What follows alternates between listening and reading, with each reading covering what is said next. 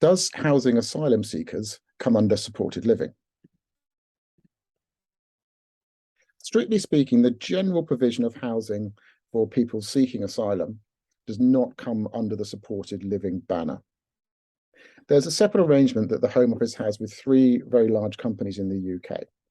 The companies are Serco, Mears, and Clearsprings. And the arrangement is called the AASC, the Asylum Accommodation Support Contract. It's a 10-year contract with each of those three institutions to provide housing for people seeking asylum all across the UK. Each of those companies has particular areas of the UK that they're responsible for.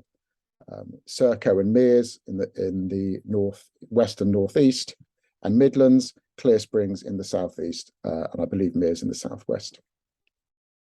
The provision of housing for asylum seekers is, like I said, a very specific provision under this very specific contract from the Home Office to those three organisations. And generally, there's no support being given. So we're not looking at a supported living concept where there is care being provided to people as well as housing. It is generally just housing being provided.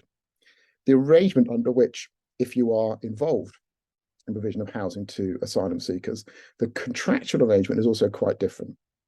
The types of arrangements that you would have with Serco, Mears, or Clearsprings are very carefully worded in the favour of those large companies. There are lots of people in the sector who work closely with them, and possibly if you're looking at moving into that market, I suggest you talk to somebody who's already in the market and understands exactly how it works. But the arrangements are not necessarily always in the favour of the property owner. They're very much slanted towards the operating company, the Serco, Mears, and Clearsprings.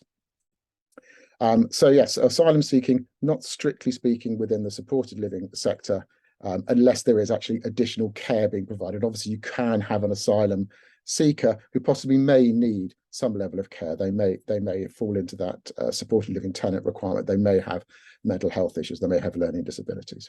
But strictly speaking, asylum seeking, not part of supported living.